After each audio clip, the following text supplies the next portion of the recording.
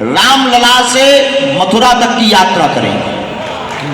महंतों को लाओ, हमारी प्रार्थना करो, क्योंकि 5 मार्च को कुछ विभूति आ रही है। 5 मार्च को जूना पीठाधीश्वर हमारे भारत के संतों के शिरमौर श्री बाकी है, भूलेंगे नहीं, न भूलने देंगे। चुप हैं तो कायर मत समझना, ये हमारे संस्कार हैं कि हम विनम्र भी हैं पर माला और भाला भी रखते हैं। नमा पार्वती पते हर हर। बुंदेलखंड के महाकुंभ का आगाज होना था 1 मार्च से, लेकिन 2 दिन पहले ही शुरू हो गया। और आज बुंदेलखंड की उन विधाओं को हमने बहुत दिन बाद देखा, जो विधाएं बड़ी अद्भुत हैं, जिनकी महिमा बहुत अद्भुत है। बुंदेलखंड की भाषा ब्रज भाषा से मिलती जुलती है। यूं माने ब्रज भाषा का जैसा प्रभाव रसीलेपन और मीठेपन में है, ठीक उसी की सगी बहन बुंदेली भाषा है। और अलग अलग स्थानों से बुंदेलखंड की महिमा, अलग अलग विधाओं से बुंदेलखंड की महिमा पूरे विश्व में पहुंचाई जा रही।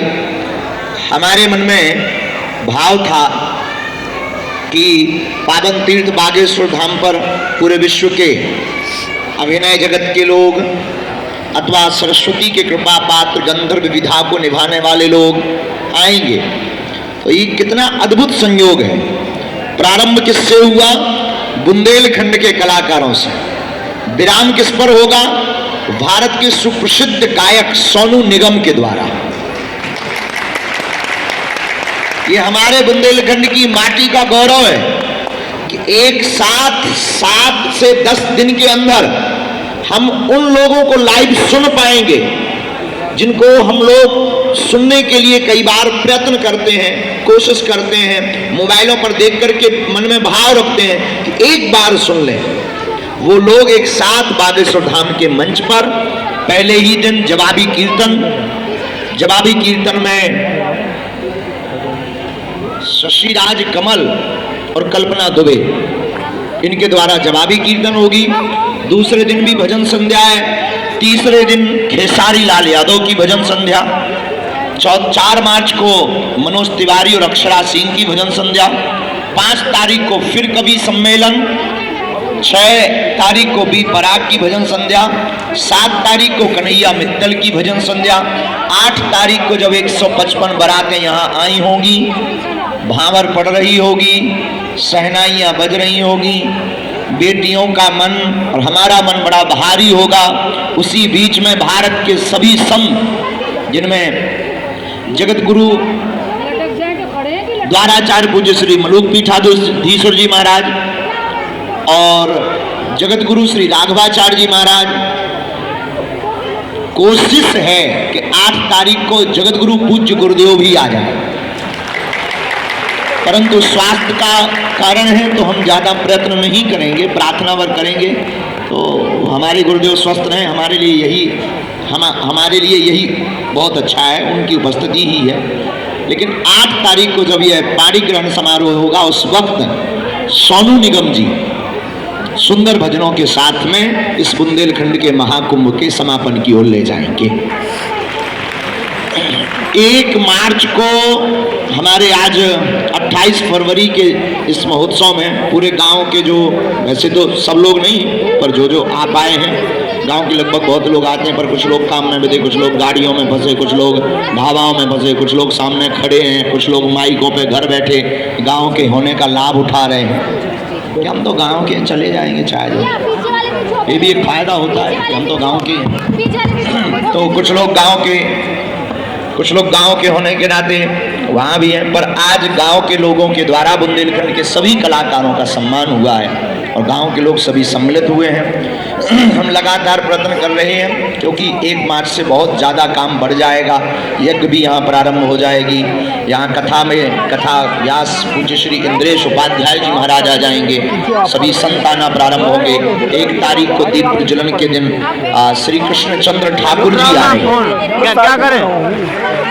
और पूज्य श्री श्याम सुंदर पारासर जी भी आ रहे हैं। और पूज्य श्री हमारे प्रिय भ्राता महामहोत्सव मनाने की अंतिम तैयारी पर हैं। कल उस तैयारी की अंतिम बैठक है। गांव के लोग यज्ञ में बैठ रहे हैं, गंज के लोग भी यज्ञ में बैठ रहे हैं, बगल के आसपास के भी भक्तगण यज्ञ में हवन पर बैठ रहे हैं। और यज्ञ के हवन के साथ 2 और 3 मार्च को दिव्य दरबार भी लगाया जाएगा, जो सबके लिए होगा, इसी पंडाल के अंदर होगा। 2 और 3 मार्च को दिव्य दरबार लगाया जाएगा। 1 मार्च के आयोजन को 27 से प्रारंभ करने का हमारा और कोई कारण नहीं, अभी तक नहीं बताया, हम बता देते हैं।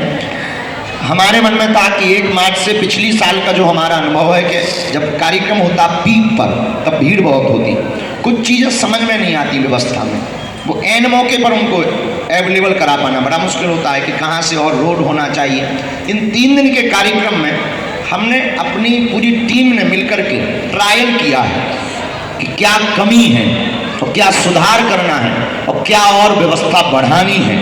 तो जगह जगह रोड बनाए गए, जो समझ में आया तो एक बाईपास रोड बना दिया गया, इसकी बहुत आवश्यकता है। जैसे आज समझ में आया कि पार्किंग दूर होने से दिक्कत हो रही, प्रशासन के लोग भी अभी हमारे पास आए कि पार्किंग में बहुत समस्या जा रही है, तो फिर एक नया बाईपास रोड पार्किंग के लिए बनाया गया नज़दीक में, सामने में, ताकि असुविधा ना हो। तो ये 3 दिन का जो महोत्सव है अपने अपने राम की चर्चा, एक हम यूँ मान करके चलें आयोजन के पूर्व की तैयारी है, लेकिन 1 मार्च से 8 मार्च तक महाकुंभ होने जा रहा है।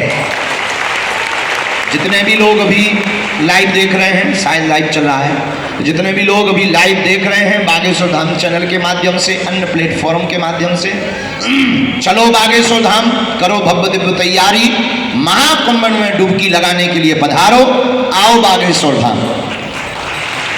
और आज की द्वितीय दिन हमारा एक कारण है, इस कार्यक्रम के माध्यम से बागेश्वर धाम पावन तीर्थ का जो संदेश है पूरे भारत को यही है कि मंदिरों से अगर इस प्रकार की गरीब बेटियों के विवाह का पाणी ग्रहण प्रारंभ कर दिया जाए तो भारत की आधी गरीबी स्वतः ही मिट जाएगी।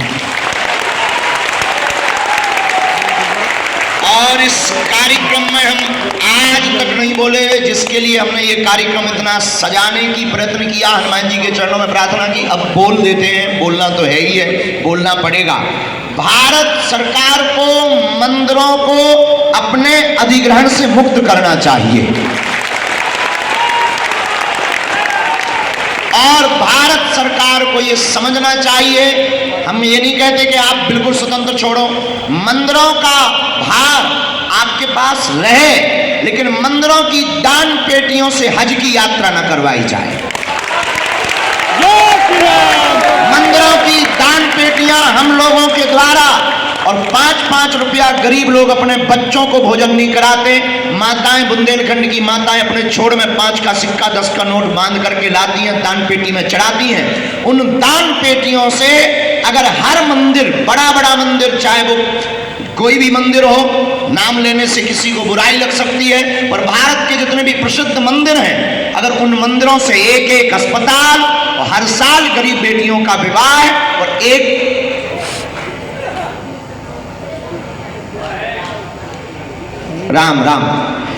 एक गुरुकुलम, एक एक अस्पताल और एक एक वर्ष में गरीब बेटियों का विवाह रख दिया जाए, भारत हमारा विश्व गुरु बनने से कोई नहीं रोक सकता है। इसीलिए हमने इस कार्यक्रम को इतने व्यवस्थित करने का प्रयत्न किया है, लेकिन इसकी संत सभा 5 तारीख को हम करेंगे।